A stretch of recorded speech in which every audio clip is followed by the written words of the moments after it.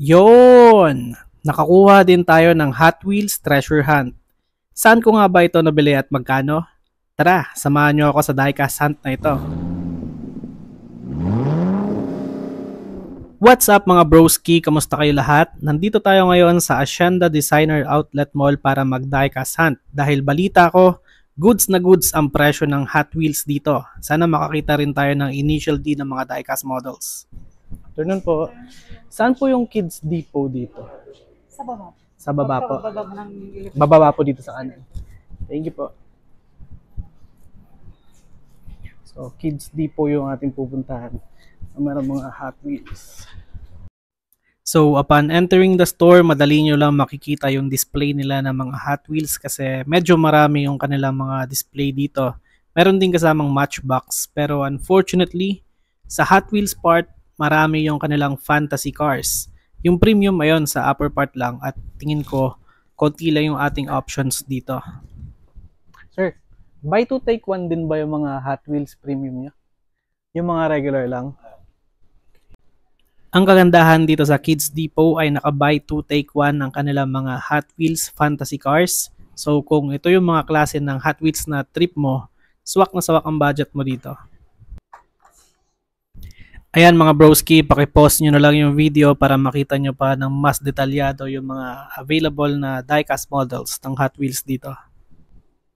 Ito naman yung mga available nila ng mga Hot Wheels Premium. Ayan yung Aero Sculpt. Di ko alam kung tama yung pronunciation ko dyan. Tapos meron din silang 64 Chevy. So post nyo na lang yung video para makita nyo yung detalye ng diecast model. So aside nga sa Hot Wheels, meron din silang mga display ng mga regular Matchbox diecast models dito. Well, to be honest, medyo mas trip ko itong design ng Matchbox even though same price lang sila or same range lang sila ng Hot Wheels kasi mas realistic siya tignan. Yung display kasi ng Hot Wheels dito sa Kids Depot ay more on fantasy cars kaya I think yung appeal nito ay dun sa mga mas bata sa atin ng konti. Well, paano nga ba ako nakakuha ng Hot Wheels Treasure Hunt dito sa Kids Depot kung puro fantasy cars lang yung display nila? Tara, pakinggan natin yung aming conversation ng Dicer ng Kids Depot. Ito sir, Ano yan, sir? kailangan nyo sir i-avail yung promo namin na buy today.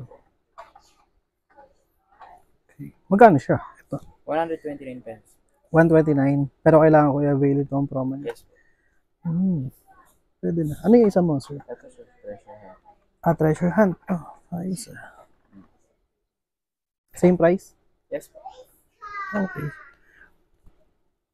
So, dapat magkaiwalay ito? Nabibiling ko siya? O both? Kunwari, mag-add na ako ng isa. Hindi Para- sir, sa isang ano po, isang avail ng promo, isa po yan sa kanila. Okay. Kasi po pagka matatambakan po kami ng fantasy car. Ito lang yung ano mo, Treasure Hunt mo. Ito lang, yung Mad Pass lang. Yan na lang po available ngayon.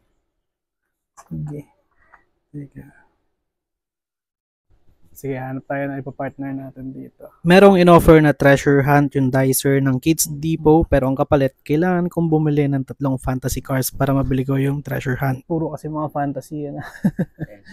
Hindi ba mabenta yung fantasy cars sa inyo? Opo, kailangan po ng makabenta ng gawa ng slow movie po kasi. Oo. Sa lahat ito bro, Kaya- fantasy cars na lahat ito.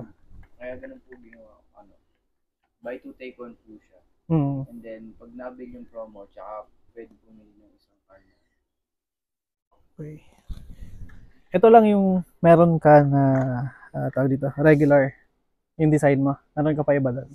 Like Honda or may Toyota ka? Wala.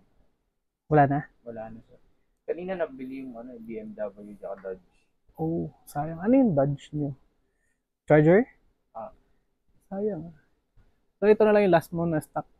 Meron o may pagpipiliin pa doon sa mga nakatabi sa'yo. Check nga natin. Pero sir, po, sa 3 pieces po, pag nabil po yung promo, tsaka yun po, pwede bumili. So dapat 3 pieces ang biling ko dito bago ko to. Pang-apat to. Okay. Sige, check natin sir. Ano. Wala nang chase dito, ano? Treasure Hunt. Wala na. Parang okay to. Itong HKS siguro. Kukunin ko bro. Pwede makita ito. So, 129 din siya. Yes. Pero kailangan kong bumili ng... Apo. Magkano dapat ito? 258. 3 pieces na po siya. Okay.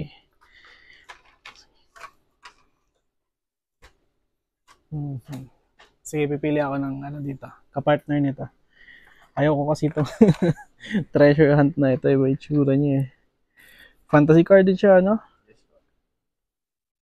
Ito mahirap ngayon. Mamili sa fantasy cards. Pwede naman sir sa matchbox, kaso 3 pieces din siya. 3 pieces din. Na. Opo, Pero kaso hindi siya naka buy to take one, na?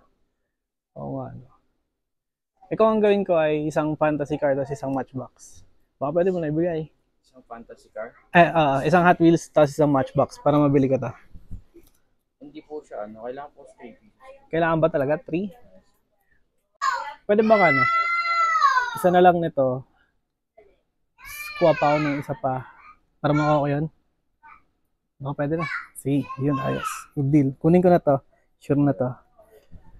Tapos, ano tayo ng maganda-ganda. What's the mini trip? OD? OD? Ano rin to? Sakto lang. Magkano ba tong OD na to?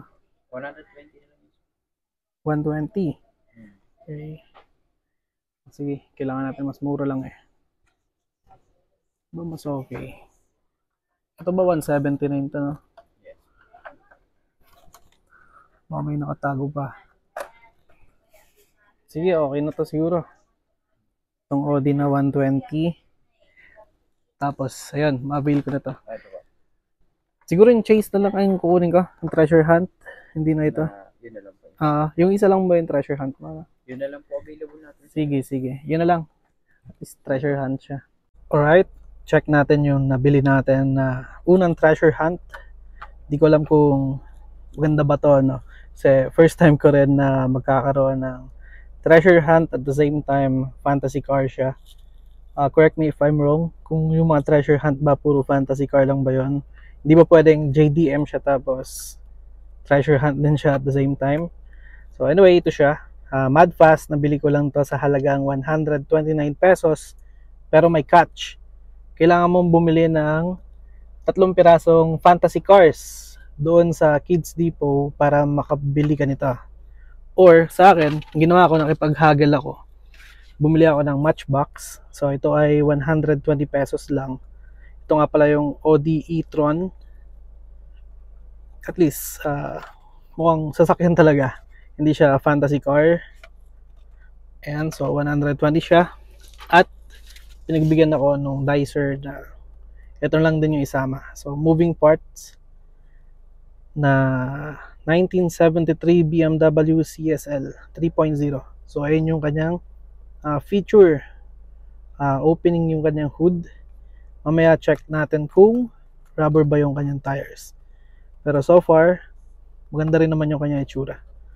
So ito yan. Sa halagang 399 pesos.